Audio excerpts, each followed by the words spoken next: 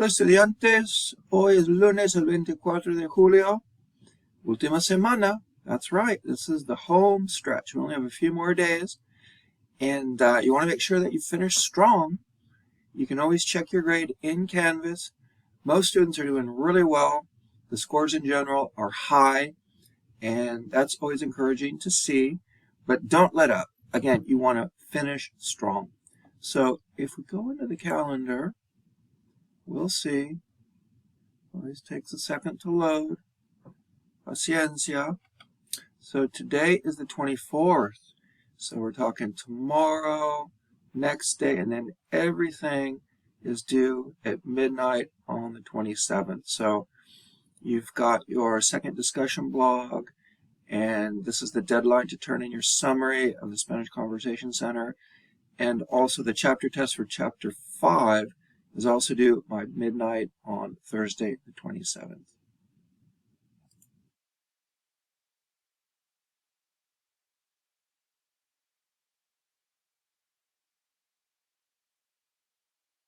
So let's take a look at the Lección 5 chapter test. Yes, it's available. It's due by midnight on the 27th. Make sure you give yourself plenty of time, though. You don't want to start it, say, at 11:30 at night. You'll be shortchanging yourself. So give yourself time, and you have a full hour to do it. And again, once you start, you can't stop. The clock is running. So make sure you're ready before you hit the button, and then you take it. So let's do an orientation and see what we have. We've seen this before. No pertenece. You want to throw out the one that doesn't belong. Here you're dealing with los viajes, vocabulario, despegar, alojarse, reservar, cancelar. What's the odd man out? What's the one that doesn't belong? So if you've studied your vocabulary, you know that alojarse means to stay, like stay at a hotel. Reservar is to reserve a room in a hotel, and cancelar is to cancel a room, for example.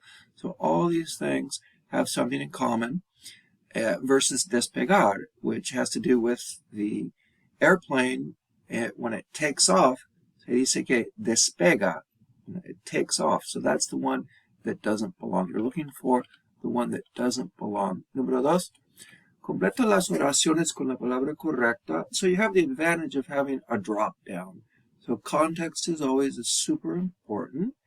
And no matter what else you have, notice how L is steering you toward masculine as well as singular. You can throw out immediately anything that's not masculine and singular. So that helps you save time. So al cruzar la frontera, upon crossing the border, él revisó nuestras maletas. You probably already have an idea of what you need, and you just need to confirm it. And of these three choices, this is the only one that makes sense. El agente de aduanas, the customs guy, the customs guard, the customs official, checked our bags. Right? So choose the most appropriate response. 3. Fin de semana, weekend. Completa el texto con las palabras de la lista. So here you have alojarnos, recorrer, hacer un viaje, reservar, y quedarnos. And here, it looks like you don't have to conjugate anything. You're just using these infinitives, but the ones that make the most sense in the appropriate context. Este fin de semana queremos a Costa Rica y sus playas. Going through the list, right? There's only one that fits in here that makes sense and that conforms to the syntax, and it would be, este fin de semana queremos hacer un viaje a Costa Rica. Okay? Y sus playas, recorrer sus playas, and check out, cruise, tour its beaches. So those are the ones that work there. Be careful. Cuidado. 4. Lógico y lógico. So, is it logical or illogical? Decide si las oraciones son lógicas o ilógicas. And again, you have a drop down. So, let's take a look. Mi vuelo está retrasado, así que llegaré antes. That doesn't make a lot of sense to me. My flight is delayed. Therefore, I will arrive early. I will arrive before. Hey, that doesn't make sense. Therefore, it's ilógica. So in this case, I would just choose ilógico. because it doesn't make sense. It's counterintuitive. 5. Y la favorita. Completa el texto con superlativos o comparativos. So here we've got grammar superlatives, the maximum, versus comparatives, right? Greater than, smaller than, faster than, richer than. So, querido Federico, ayer leí un artículo sobre, and they give you a couple of choices. So you're talking like Islas del Caribe, y la ganadora era tu isla. So this guy's writing his friend. He's saying, yesterday I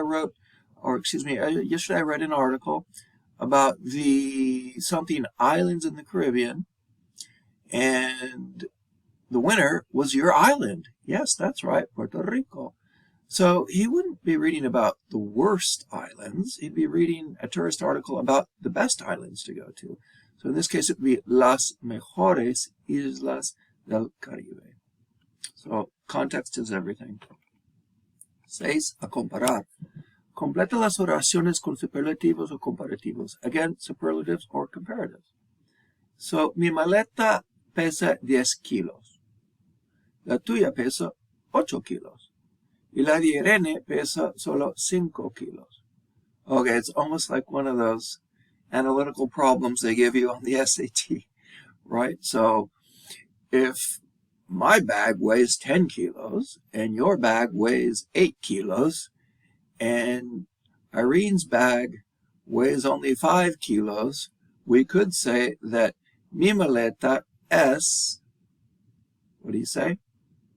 La más pesada de todas. So you want to go with the superlative, and you want to say, my bag is the heaviest of all of them that we're talking about. So in order to do that, you have to use the definite article, la, and because you're dealing with pesada and maleta, mi maleta es la más pesada de todas.